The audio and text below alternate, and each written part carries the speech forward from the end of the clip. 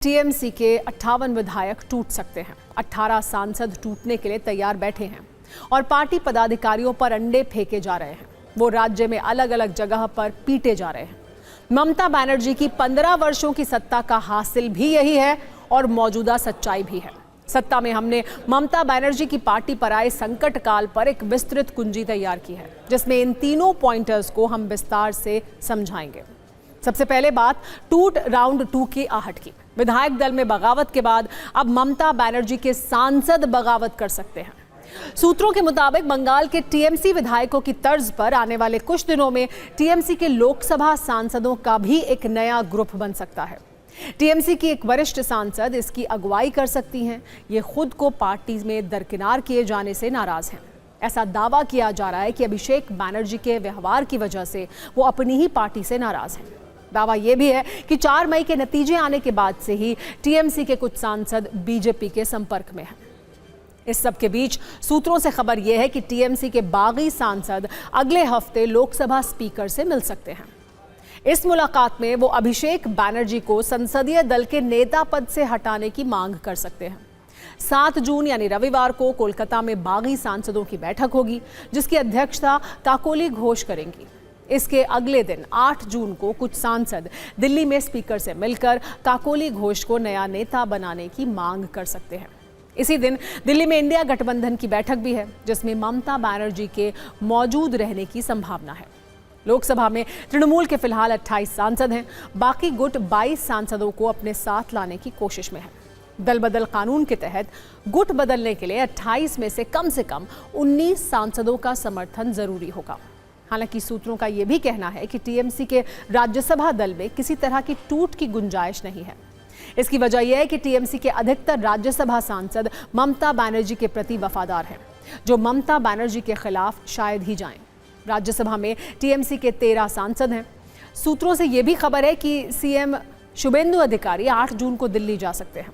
इसी दिन काकोली घोष दास्तीदार के नेतृत्व में तृणमूल कांग्रेस के 18 सांसदों का एक समूह भी दिल्ली पहुंचेगा। यह समूह लोकसभा स्पीकर ओम बिरला के अलावा बीजेपी के कुछ वरिष्ठ नेताओं से मुलाकात कर सकता है।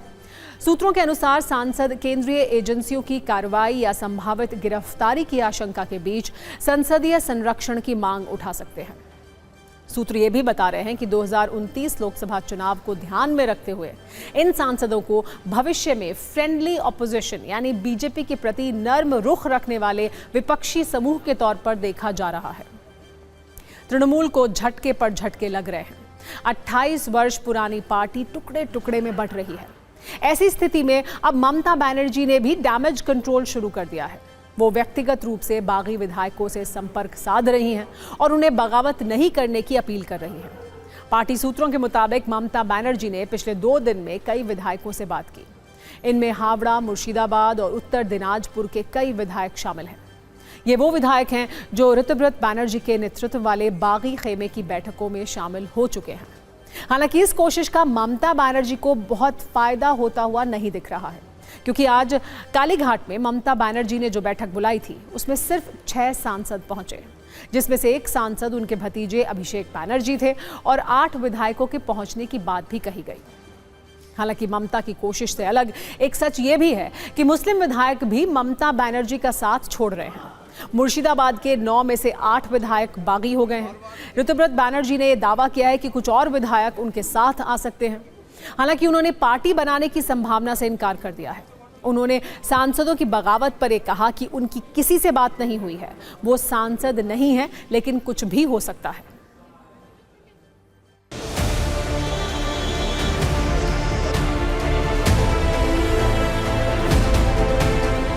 जहां तक हमारे आंकड़ा का सवाल है, वो आंकड़ा बढ़ता जाएगा। अगर दीदी बुलाती है तो आप लोगों को भी मालूम पड़ेगा, हम लोगों को भी मालूम पड़ेगा। तो जैसे ऐसा कुछ मालूम होगा, हम लोग तुरंत हमारा बात बता देंगे। पिछले 7 दिन में कोई सांसद से मेरा बात नहीं हुआ, तो ऐसा कोई जानकारी मेरे पास है नहीं और मैं अभी सांसद भी नहीं हूँ। तो सांसद लोग क्या करेंगे मैं कैसे बोलूँगा, मगर मैं आपको मालूम है, मैं सब समय बोलता हूँ कि मैं आज ही के लिए जीता हूँ, तो कल क्या होगा कोई बोल नहीं पाएगा। इंतजार कीजिए, कल बहुत सारे कुछ हो सकते हैं। ये ड्रामा चलेगा टीएमसी का कुछ दिन, देखते रहे क्या होता है। पार्टी ही खत्म हो जाएगा और जितना जल्दी खत्म हो जाए उतना ही अच्छा है। 1 पॉइंट फॉर्मूला है भारतीय जनता पार्टी का कि वहां किस तरीके से वो टीएमसी को तोड़ें, काफी कुछ सफल रहे, ममता जी को कमजोर करें, उनके खिलाफ कुप्रचार, दुष्प्रचार और रिपोर्ट लिखाएं, वही कर रहे हैं। उन्हें वहां की जनता की भलाई के लिए कदम नहीं उठाना, उन्हें टीएमसी को पूरी तरह अटैक करना है। कोई पार्टी बना नहीं है, तृणमूल कांग्रेस का लेजिस्लेटिव जो ग्रुप है उस ग्रुप को प्रिंसिपल ऑपोजिशन का स्टेटस मिला है। ये घरेलू मामला है। तृणमूल कांग्रेस तो पार्टी बना था एक पार्टी को तोड़ करके, और सत्ता पे आने का बाद सारे पॉलिटिकल पार्टी को इन्होंने तोड़ा। इसका काम ही है तोड़ना, जोड़ना नहीं, तो टूटेगा ही। दीदी के ऊपर सबका रिस्पेक्ट है, इसमें कोई प्रॉब्लम की बात नहीं है। अब सीआईडी का जांच चल रहा है एक प्रोसेस के ऊपर, और फ्लोर चलाने के लिए आपको सरकार चाहिए, विपक्ष भी चाहिए। तो विपक्ष अगर नहीं रहा वहां पे तो क्या होता? तो इसलिए 59 विधायक ने तैयार किए थे कि हम इसके 4 लोगों को हम भेजेंगे। विधायक सांसद टूट रहे हैं और टीएमसी के पार्षद और पदाधिकारी पिट रहे हैं। पूरे राज्य से इसकी तस्वीरें भी आ रही हैं। झारग्राम में टीएमसी पार्षद अरिजीत दास ठाकुर पर हमला वसूली के आरोप में हुआ है। भीड़ ने अंडे फेंके हैं। ध्यान देने वाली बात यह है कि पुलिस की मौजूदगी में अंडे फेंके गए। हालांकि पुलिस ने अरिजीत दास को बचाकर गिरफ्तार कर लिया। दूसरी घटना न्यू अलीपुर की है, जहां जबरन वसूली और धमकी देने के मामले में टीएमसी नेता स्वरूप बिस्वास को गिरफ्तार किया गया। गुस्साई भीड़ ने उनकी गाड़ी में तोड़फोड़ की। स्थानीय लोगों ने जगलदा ग्राम पंचायत की तृणमूल समर्थित प्रधान गीता बर्मन के घर को घेर लिया और विरोध प्रदर्शन किया। उनके घर पर सड़े हुए अंडे और पानी की बोतलें फेंकी गईं। कूच बिहार में स्थानीय महिलाओं ने कटमनी लेने की आरोपी टीएमसी पंचायत प्रमुख गीता बर्मन के घर का घेराव किया, जिससे वो डर कर बेड के नीचे छिप गईं। आरोप है कि नाराज लोगों ने पंचायत प्रमुख के घर पर सड़े हुए अंडे और पानी की बोतलें फेंकी। साथ ही कुछ लोगों ने घर में तोड़फोड़ की भी कोशिश की। कूच बिहार के माता भांगा में टीएमसी नेता शहीदुल मियां पर भी कटमनी लेने के आरोप हैं। कल लोगों ने उन्हें भी घेर लिया, जिसके बाद वो बेड के नीचे छिप गए। कुल मिलाकर बंगाल में स्थिति यह है कि टीएमसी के लोकल नेताओं के बुरे दिन आ गए हैं।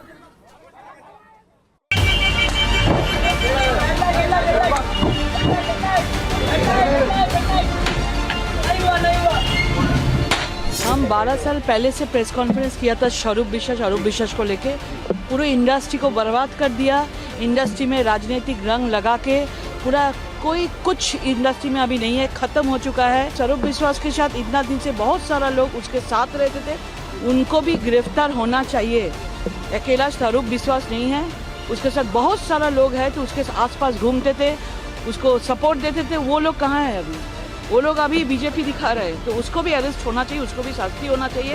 कोई कटमनी या ऐसा कोई आरोप किसी के ऊपर लगता है और उसमें अगर कोई बेस है तो प्रशासन व्यवस्था लेगी, लेकिन जो लोग निर्दोष है उनके ऊपर ऐसा कोई फॉल्स आरोप लगा कि कुछ ना हो, इसका भी नजर प्रशासन को रखना चाहिए। अगर कोई दोषी है, कोई ऐसा काम किया है, चाहे वो कोई भी हो, उसके खिलाफ प्रशासन एक्शन ले, इससे समाज अच्छा होगा। जो जेन्युइनली किए हैं, कुछ बदमाशी किया है, सिंडिकेटबाजी किया है, कटमांड है, उनके खिलाफ गवर्नमेंट को एक्शन लेना चाहिए लीगल प्रोसेस से। लेकिन जो इसमें नहीं था, सिर्फ वो तृणमूल कांग्रेस है, किसी और पार्टी का सपोर्टर था, इसलिए उनकी इम्प्लीकेट करना ये भी ठीक नहीं होगा। इसके खिलाफ हम आवाज। बंगाल के सिने जगत से एक सिमरन पॉल हैं, उन्होंने बताया कि किस प्रकार से सिने जगत के अंदर भी शोषण होता था, उसके चलते उन्होंने शिकायत करी थी। उस शिकायत के आधार पर उन पर कार्रवाई हो रही है। तो कोलकाता में बैठक के बाद ममता बनर्जी का बड़ा फैसला हुआ है। चंद्रिमा भट्टाचार्य टीएमसी की नई प्रदेश अध्यक्ष बनाई गई हैं। ममता बनर्जी टीएमसी की राष्ट्रीय अध्यक्ष बनी रहेंगी और अभिषेक बनर्जी टीएमसी के महासचिव भी बने रहेंगे। डेरेक ओब्रायन और डोला सेन संयुक्त सचिव होंगे। सयानी घोष टीएमसी की यूथ विंग की अध्यक्ष होंगी। माला रॉय महिला टीएमसी की नई अध्यक्ष नियुक्त की गई हैं। इस बीच एक और बड़ी खबर, ऋतुव्रत बनर्जी के खिलाफ हाईकोर्ट जाएगी टीएमसी। ऋतुव्रत बनर्जी को नेता विपक्ष बनाने को चुनौती देगी टीएमसी। 8 जून को हाईकोर्ट में याचिका दायर करने जा रही है टीएमसी पार्टी। बंगाल में ऋतुव्रत बनर्जी को स्पीकर ने नेता विपक्ष बनाया है। उनका दावा है कि उनके साथ पार्टी के बड़ी संख्या में विधायक मौजूद हैं और अब टीएमसी ने यह फैसला किया है कि वो ऋतुव्रत बैनर्जी के खिलाफ हाईकोर्ट जाएगी। ममता बनर्जी के घर पर अहम बैठक के बाद ये तमाम बड़े फैसले लिए गए। अमेरिकी राष्ट्रपति डोनाल्ड ट्रंप की बेचैनी से पिछले करीब 100 दिन से ईरान युद्ध में फंसे ट्रंप अब किसी भी हाल में इस संकट से निकलना चाहते हैं। लेकिन दिक्कत यह है कि ईरान के तेवर के आगे ट्रंप का कोई भी एग्जिट प्लान काम नहीं कर रहा है। ना तो ईरान ट्रंप की धमकियों से डर रहा है, ना ही वो अमेरिकी हमलों के आगे सरेंडर कर रहा है। दूसरी तरफ ट्रंप ये कहते कहते थक गए हैं कि डील बस होने ही वाली है। अब समझौते वाला सपना टूटता देख ट्रंप ने एक ऐसी बात कही जिससे हर कोई हैरान है। ट्रंप ने कहा कि डील के लिए वो ईरान के सुप्रीम लीडर मुश्तबा खामेनेई से भी मिल सकते हैं। वैसे ट्रंप का पिछला ट्रैक रिकॉर्ड यही बताता है कि वो किस वक्त क्या कह देंगे, इसका कोई भरोसा नहीं। लेकिन मुश्तबा से मुलाकात वाली बात उनकी कूटनीतिक बेचैनी का साफ संकेत है। ट्रंप की कूटनीति का ये वो संस्करण है जिसमें कोई स्थायी स्टैंड नहीं है। ट्रंप की ऐसी विदेश नीति है जिसे देखकर लगता है जैसे डिप्लोमेसी का कोई फिक्शन शो चल रहा हो, जहां वो अपने हिसाब से कहानियां गढ़ रहे हैं, जिसका एक नया एपिसोड ट्रंप ने कुछ घंटे पहले रिलीज किया। ये कहा कि मुश्तबा खामेनेई से मिलना मेरे लिए सम्मान की बात होगी। मैं डील के लिए मुश्तबा खामेनेई से मिल सकता हूं, इसमें कुछ भी गलत नहीं है। उनके पिता, पत्नी और बच्चे मारे गए तो शायद वो नाराज हों, लेकिन मैं जानता हूं कि एक वर्ग में उनकी बहुत अच्छी छवि है। आगे ट्रंप ने यह भी कहा कि बहुत लोग खामेनेई के बारे में गलत बोलते हैं, लेकिन वो सब कुछ सच नहीं होता। ट्रंप शायद ये भूल गए कि कुछ दिन पहले तक वो खुद ही मुश्तबा को कट्टरपंथी और ईरान को बर्बाद करने वाला खुद बता रहे थे। मुश्तबा की लोकेशन पता और हत्या करने की धमकी दे रहे थे। लेकिन अब मुश्तबा को लेकर उनके विचार बदल गए हैं। अब सवाल यह है कि यह मुश्तबा को डील के लिए मनाने की कोशिश है या ईरान में कोई फूट डालने का एक नया तरीका। सच जो भी हो, लेकिन ईरानी सुप्रीम लीडर मुश्तबा ट्रंप की हर चाल से सावधान हैं। उन्होंने एक संदेश जारी कर कहा, अमेरिका और इजराइल जंग में नाकाम रहे हैं। अब जंग हारने के बाद फूट डालने की कोशिश हो रही है। अमेरिकी प्रशासन ईरान की जनता को बांटना चाहता है। उन्होंने कहा कि चाहे जंग हो या शांति, ईरान की जनता एकजुट रहे। इसी से अमेरिका के खिलाफ ईरान को जीत मिली है। हम हर हाल में हमले के लिए जिम्मेदार लोगों को सजा देंगे और अगर आगे भी हमला हुआ तो करारा जवाब देंगे। वैसे ट्रंप के सुर ऐसे ही नहीं बदले हैं। वो समझ चुके हैं कि ईरान की सत्ता पूरी तरह मुश्तबा के हाथों में आ चुकी है, इसलिए उनकी मंजूरी के बिना कोई डील मुमकिन नहीं है। दरअसल अमेरिका ईरान में कुछ नेताओं से लगातार बात कर रहा था। ट्रंप को ये उम्मीद थी कि ईरान में दूसरे लेवल की लीडरशिप से बात कर वो डील फाइनल कर लेंगे, लेकिन मुश्तबा खामेनेई की सक्रियता से ट्रंप की उम्मीदों को झटका लगा। मुश्तबा की सेहत में सुधार से ईरान में शक्ति संतुलन तेजी से बदला है। मुश्तबा खामेनेई ने फिर ईरानी सत्ता पर कंट्रोल हासिल किया, जिसके बाद ईरान में अमेरिका से बातचीत के समर्थक नेताओं का प्रभाव कम हुआ है। सुप्रीम लीडर के सख्त संदेश के बाद कालिबाफ और अरागची जैसे नेताओं के सुर भी बदल गए। अब ये सभी नेता सुप्रीम लीडर के प्रति वफादारी साबित करने में लगे हैं। अब तेहरान में धारणा मजबूत हो रही है कि मुश्तबा अब किसी भी ऐसे समझौते को लेकर अधिक सख्त रुख अपना रहे हैं। यही वजह है कि ट्रंप का डील वाला सपना अभी तक पूरा नहीं हो पाया है। अभी ईरान का जो सख्त स्टैंड है, इसमें IRGC की भी अहम भूमिका है। दावा यह है कि मुश्तबा अमेरिका की सख्त शर्तें मानने को तैयार नहीं है, जिसमें IRGC के कई सीनियर कमांडर भी उनके साथ खड़े हैं। मुश्तबा और IRGC दोनों का ये मानना है कि अमेरिका के साथ किसी भी समझौते को दबाव की राजनीति के बजाय शक्ति संतुलन के आधार पर देखा जाना चाहिए। इसके जरिए ईरान के लोगों को भी ये संदेश देने की कोशिश है कि ईरान की संप्रभुता और स्वाभिमान से समझौता नहीं किया जाएगा। ईरान से दोबारा युद्ध में उलझने का खतरा भी ट्रंप को पता चल चुका है। ग्राउंड ऑपरेशन को लेकर तो उन्होंने खुद इसे स्वीकार भी कर लिया। दरअसल ट्रंप चाहते ये थे कि वो किसी भी तरह ईरान का संवर्धित यूरेनियम हासिल कर लें। इसके लिए वो अपने कमांडो भेजकर ग्राउंड ऑपरेशन करने पर विचार कर रहे थे, लेकिन आखिरकार ग्राउंड ऑपरेशन वाले प्लान को खारिज कर दिया गया। ट्रंप के मुताबिक ये ऑपरेशन बहुत ज्यादा जोखिम भरा था और इसमें अमेरिकी सैनिकों की जान जाने की आशंका थी। ईरान का यूरेनियम तो ट्रंप के लिए सिरदर्द था ही, अब उसके नए मिसाइल सपने ने भी ट्रंप की चिंता बढ़ा दी है। बता दें कि 85 ईरानी सांसदों की सुप्रीम लीडर मुश्तबा को एक चिट्ठी सामने आई है, जिसमें लंबी दूरी की ICBM मिसाइल बनाने की मांग की गई है। ये ICBM मिसाइल ऐसे हों जो अमेरिका तक मार कर सके। ईरानी सांसद चाहते हैं कि इससे खामेनेई की मौत का बदला लिया जाए। लेटर में कहा गया है कि अब आंख के बदले आंख नहीं, बल्कि आंख के बदले सिर चाहिए। ये खबर उत्तर प्रदेश के नोएडा से है, जिसे उत्तर प्रदेश अपना शोकेस सिटी कहता है, शो विंडो बताता है। लेकिन सच्चाई ये है कि अगर आप इस शहर के किसी हाई राइज बिल्डिंग में 12वीं या इससे ऊपर की मंजिल पर रहते हैं और ऐसे में वहां आग लग जाए, आप फ्लैट में फंस जाएं, तो आपको भगवान भरोसे ही रहना पड़ेगा। आपको बचाने के लिए नोएडा अथॉरिटी के पास कोई फुल प्रूफ इंतजाम नहीं है। और ऐसा ही एक उदाहरण आज देखा गया है, जहां नोएडा के सेक्टर 75 की एक सोसाइटी में 12वीं मंजिल पर आग लग गई, जिसे बुझाने के लिए जो फायर फाइटर्स की टीम पहुंची, उनके पास पाइप से पानी सिर्फ 6वीं मंजिल तक ही पहुंच पा रहा था। ऊपर आग की लपटें थी, नीचे पानी आधे रास्ते में ही लौट रहा था। काफी देर तक ऐसा ही चलता रहा। कुछ देर के बाद हाइड्रोलिक क्रेन मंगाई गई, इसके बाद फ्लैट में पानी डाला गया। राहत की बात यह रही कि बिल्डिंग में फायर सेफ्टी उपकरण लगे थे। करीब 2.5 घंटे के बाद आग पर काबू पाया गया। राहत की बात यह भी है कि इस आगजनी में किसी की मौत नहीं हुई है, लेकिन कुछ सवाल हैं। सवाल यह है कि नोएडा एक हाई राइज सिटी है, जहां करीब 1200 हाई राइज बिल्डिंग्स हैं। नोएडा में जो सबसे ऊंची इमारत है वो 70 से 80 मंजिल है, जो करीब 250 से 300 मीटर ऊंची है। नोएडा में 30 से 40 मंजिला इमारत आम बात है। कई प्रीमियम सोसाइटी में 40 से 50 मंजिला इमारत भी हैं। लेकिन हैरान करने वाली बात यह है कि नोएडा अथॉरिटी के पास जो आग बुझाने के लिए हाइड्रोलिक प्लेटफॉर्म या लैडर है, उसकी क्षमता 42 मीटर है, जो लगभग 14 मंजिल तक ही पहुंच सकती है। यानी अगर आप 14वीं मंजिल से ऊपर के फ्लोर पर रहते हैं और आपकी बिल्डिंग में आग लग गई, तो आप आग में फंस जाएंगे। भगवान ही आपको फिर बचा पाएंगे। नोएडा फायर फाइटर की टीम सिर्फ नीचे से देख ही सकती है, आपको वो बचा नहीं पाएंगे।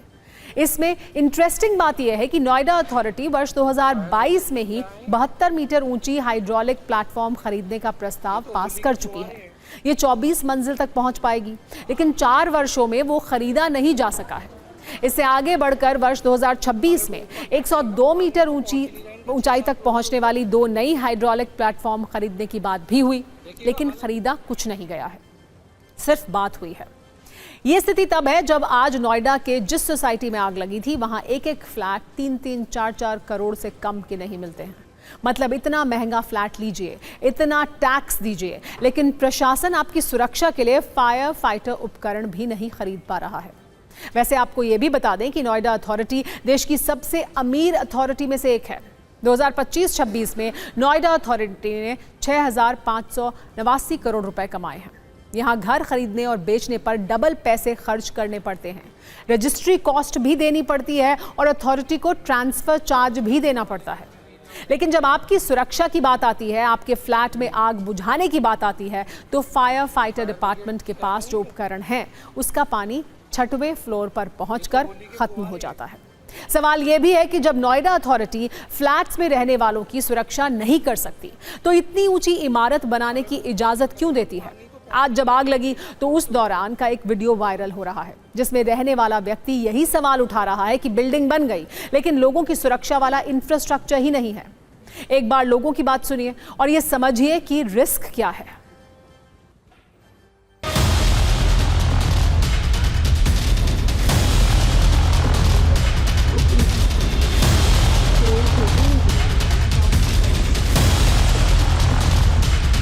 फायर ब्रिगेड क्या आएंगे?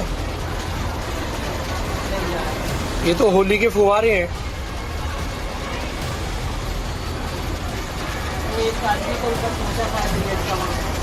अरे वो ऊपर क्या करेगा? पानी तो पहुंच ही नहीं रहा इनका 6-7 फ्लोर से ऊपर। देखिएगा हालत, देखिए, ये तो हमारे यहाँ का इंफ्रा है। बस यहाँ पे आगे जाएंगे, नीचे के घरों के पौधों में पानी दे रहे हैं ये, बस सब यूजलेस सिस्टम्स। और सत्ता में अब एक जरूरी सवाल जो आज खबरों से सोशल मीडिया तक ट्रेंड कर रहा है, क्या भारत में प्लास्टिक के नोट आने वाले हैं और ये कब से होगा? इसकी वजह है आरबीआई के गवर्नर संजय मल्होत्रा का एक बयान जो आज उन्होंने पॉलीमर नोट पर दिया है। आरबीआई गवर्नर ने कहा है कि पॉलीमर नोट शुरू करने की तैयारी तो है, लेकिन अभी ये प्रस्ताव शुरुआती चरण में है। इसके बाद लोगों के मन में ये जानने की जिज्ञासा है कि आखिर पॉलीमर नोट होता क्या है। इसीलिए आज इस पर हमने सत्ता की एक कुंजी तैयार की है जिसमें आपको हर सवाल का जवाब मिलेगा। लेकिन पहले संजय मल्होत्रा का पूरा बयान सुनिए। पॉलीमर नोट की जहां तक बात है वो प्रस्ताव विचाराधीन है। अभी जैसे ही कोई इसके ऊपर में निर्णय लिया जाएगा हम आपको बताएंगे। Proposal is under consideration, for those because this has not been asked in English. Proposal is under consideration.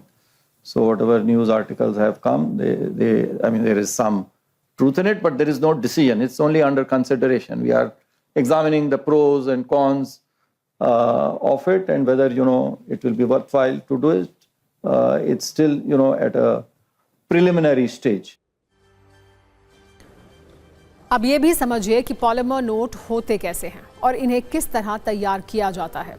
असल में पॉलीमर करेंसी का मतलब होता है खास तरह की प्लास्टिक के नोट। पॉलीमर नोट आमतौर पर कपास की बजाय पतले लचीले प्लास्टिक सबस्ट्रैट से बनते हैं जिसका नाम होता है बायएक्सियली ओरिएंटेड पॉलीप्रोपाइलीन प्लास्टिक। इसी बीओपीपी फिल्म पर खास स्याही की परत चढ़ाई जाती है, फिर उस पर सुरक्षा फीचर्स और नोट का डिज़ाइन प्रिंट किया जाता है।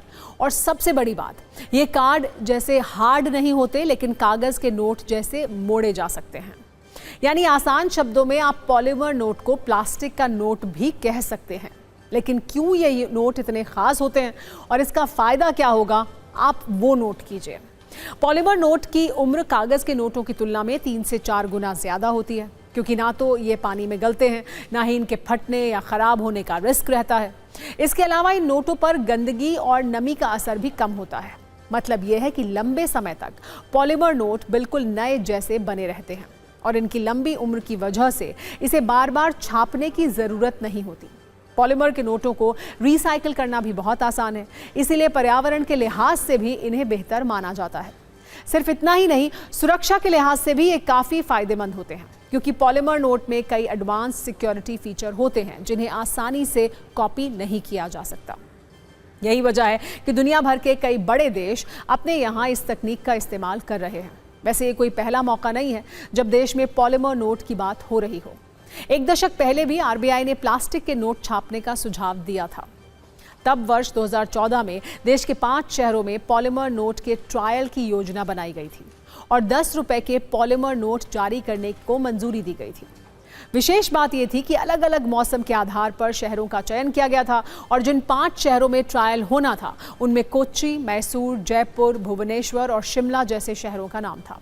लेकिन तब कुछ तकनीकी खामियों की वजह से यह प्रोजेक्ट आगे नहीं बढ़ पाया था। वैसे आप शायद ये भी जानते होंगे कि इस वक्त दुनिया के करीब 60 देशों में पहले से ही पॉलीमर नोट का इस्तेमाल पूरी तरह या आंशिक रूप से किया जा रहा है। ऑस्ट्रेलिया दुनिया का पहला ऐसा देश था जिसने साल 1988 में सबसे पहले प्लास्टिक का नोट जारी किया था। इसके बाद Canada, Britain, Singapore, Malaysia, Thailand, Indonesia और न्यूजीलैंड जैसे कई देशों ने इस सिस्टम को अपना लिया। अब भारत भी इसी दिशा में आगे बढ़ने की सोच रहा है। लेकिन ये देखना होगा कि इस नए पायलट प्रोजेक्ट की शुरुआत कब से होती है और आम जनता के हाथों में ये नए नोट कब तक आते हैं। भारत के अलावा अन्य देशों में भी पॉलीमर नोट चलते हैं जैसे ऑस्ट्रेलिया, कनाडा, ब्रिटेन, सिंगापुर। और इसके मुख्य कारण ये है कि काफ़ी टिकाऊ होता है। जो हमारे पास वर्तमान में जो कागज़ के नोट हैं उसकी तुलना में हम देखेंगे तो इसकी लाइफ जो है 2 गुना से लेकर 4 गुना ज़्यादा होती है। इसका जो काउंटर फिटिंग नकली नोट इसके आप नहीं बना सकते हैं, बहुत कठिन होता है इस पर नकली नोट बनाना, महंगा भी पड़ता है। और इसमें सिक्योरिटी फीचर्स ज़्यादा हो सकते हैं और इसमें नमी और जो गंदगी है जो आज के नोटों में आ जाती है वो इसमें कम बैठती है। जहाँ तक लागत की बात है, हाँ, अगर ये बोल सकते हैं कि जो करंट करेंसी का जो प्रिंटिंग कॉस्ट है उससे इसका कॉस्ट ज़्यादा पड़ेगा, लेकिन इसकी छपाई जो है जहाँ हमको हर रेगुलर जो है कुछ सालों में करनी पड़ती थी वो उसमें ये कम से कम इसकी लाइफ साइकिल उससे 2 गुना 3 गुना होगी। मतलब अगर लाइफ साइकिल बेस पे देखेंगे तो इसकी कॉस्टिंग जो है करंट प्रिंटिंग कॉस्ट से कम आएगी। कुछ नोट पॉलीमर और कुछ नोट कागज़ का बनाकर हम एटीएम को इम्प्रैक्टिकल नहीं कर सकते, क्योंकि एटीएम से तो सारे वोट निकलते हैं। तो अब एटीएम वाले जितने नोट हो अगर उसको पॉलीमर करेंगे तो वही सेम एटीएम हम काम में ला सकते हैं, नहीं तो हमें उन नोटों को पहले पॉलीमर में बदलना पड़ेगा जो एटीएम में नहीं है। तो ये इसके बेनिफिट है और इसके प्रैक्टिकल चैलेंजेज हैं। एक और ज़रूरी बात, सरकार को हर साल करोड़ों रुपए नए छापने पड़ते हैं, जिस पर काफ़ी खर्च आता है। बताया जाता है कि पॉलीमर यानी प्लास्टिक का नोट कम से कम 10 से 15 साल तक बिना खराब हुए टिक सकता है। मतलब भले ही प्लास्टिक के नोट को पहली बार छापने में थोड़ा ज़्यादा खर्च आए, लेकिन क्योंकि ये कागज़ के नोट की तुलना में 5 गुना ज़्यादा टिकाऊ है, इसलिए सरकार को बार बार नोट नहीं छापने पड़ेंगे। एक्सपर्ट्स के अनुसार इससे हज़ारों करोड़ रुपए की बचत हो सकती है। अगली खबर उत्तर प्रदेश से है, जहां एक कारोबारी विनीत राय हत्याकांड के मुख्य आरोपी कमलेश बिंद का गाजीपुर में पुलिस एनकाउंटर हो गया। पुलिस का दावा है कि आरोपी को पकड़ने के लिए चलाए जा रहे ऑपरेशन के दौरान मुठभेड़ हुई, जिसमें कमलेश बिंद मारा गया। लेकिन अब इस एनकाउंटर को लेकर राजनीतिक और जातीय बहस शुरू हो गई है। समाजवादी पार्टी के नेताओं ने सवाल उठाया है कि क्या एनकाउंटर में भी जाति देखी जा रही है। चंदौली से सांसद वीरेंद्र सिंह ने यह आरोप लगाया कि अगर कोई पीडीए से होता है तो उसका फुल एनकाउंटर होता है, जबकि नॉन पीडीए वाले का हाफ एनकाउंटर किया जाता है। यानी ऊंची जाति के आरोपियों को अक्सर पैर में गोली मारकर गिरफ्तार किया जाता है, जबकि पीडीए से जुड़े आरोपियों के मामले में कार्रवाई अलग तरीके से होती है। वहीं कमलेश बिंद के परिवार ने भी एनकाउंटर पर सवाल उठाए हैं। उसके भाई का यह आरोप है कि कमलेश को उसकी जाति की वजह से मारा गया। परिवार निष्पक्ष जांच की मांग कर रहा है। अब एनकाउंटर के बाद कानून व्यवस्था के साथ साथ जातीय भेदभाव का मुद्दा भी राजनीतिक बहस का हिस्सा बन गया है। अखिलेश यादव कानून व्यवस्था पर सवाल उठा रहे हैं, जबकि उनके सांसद इसे पीडीए वाले एंगल से देख रहे हैं। डिप्टी सीएम केशव प्रसाद मौर्य का भी बयान आया है। उन्होंने ये कहा है कि समाजवादी पार्टी को ये बीमारी है, उनकी बातों पर भरोसा ना करें।